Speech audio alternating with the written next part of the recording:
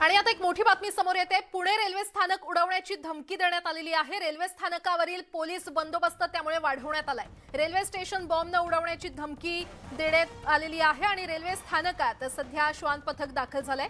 नमाडहून अज्ञात व्यक्तीचा पुणे स्टेशनला बॉम्ब असल्याचा एक रात्री कॉल आला होता आणि तपासणी करण्यात आलेली आहे। मात्र यातून काहीही निष्पन्न झाली नसल्याचं पाहायला मिळतंय। अधिक माहिती देत आहेत आमचे प्रतिनिधी वैभव सोनावणे आपल्यासोबत जोडले गेलेले आहेत। वैभव, नेमका काय प्रकार? काल रात्री पुणे स्टेशनला बॉम्ब असल्याचा एक फोन जो आहे, निनावी फोन, तो आलेला होता आणि त्यानंतर पुणे पोलीस सतर्क झाले। त्यांनी जीआरपीने संपूर्ण रेल्वे स्टेशनची चाचपणी जी आहे ती बीडीडीएसच्या स्क्वॉडनं केली। मात्र असं काहीही आढळून आलेलं नाही।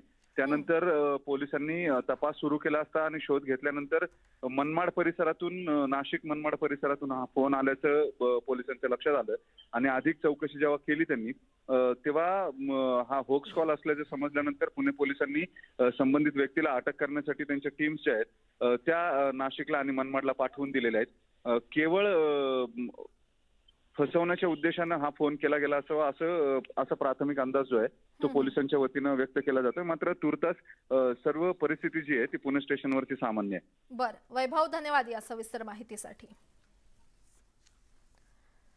आणि आता एक मोठी बातमी। संजय राऊत यांचे निकटवर्ती असलेले सुजित पाटकर यांच्या कंपनी विरोधात मुंबईच्या मरीन ड्राईव्ह पोलीस ठाण्यात गुन्हा दाखल करण्यात आलेला आहे। किरीट सोमय्या यांच्या तक्रारीनंतर इटर्नल हेल्थ केअर कंपनी विरोधात गुन्हा दाखल झालाय। मुंबईतील मरीन ड्राईव्ह पोलीस ठाण्यात हा गुन्हा दाखल झालेला आहे।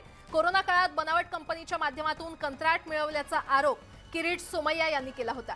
अधिक माहिती देत आहेत आमचे प्रतिनिधी प्रशांत बाग आपल्यासोबत जोडले गेलेले आहेत। प्रशांत, सुजित पाटकर यांच्या कंपनी विरोधात गुन्हा दाखल झालाय, काय सविस्तर अपडेट?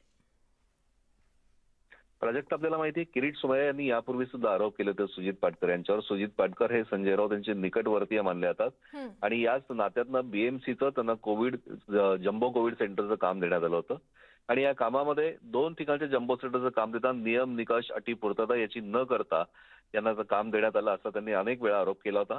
पण ज्या कंपनी ऍक्टच्या अंतर्गत ही सुजित पाटकर यांची कंपनी रजिस्टर व्हायला पाहिजे होती ती बोगस कागदपत्रांच्या आधारे ती रजिस्टर्ड केलेली आहे, नोंदवली गेलेली आहे।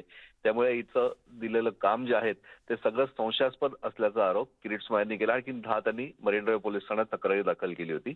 आता याच आधारावर ईडीनं सुद्धा या प्रकरणामध्ये एंट्री घेतल्याची माहिती ही समोर आली आहे। अनेक नाट्यमय घडामोडी होत आहे आणि याच गुन्ह्याच्या आधारावर ईडीनं आता बीएमसीला नोटीस सुद्धा बजावली आहे। आणखी या कथित कोविड घोटाळा जो 100 कोटीचा आरोप केलाय त्याची सगळी कागदपत्र घेऊन बीएमसीच्या आयुक्तांना ईडीनं कार्यालयात पाचारण केलेलं आहे अशी माहिती आपल्याला समजते।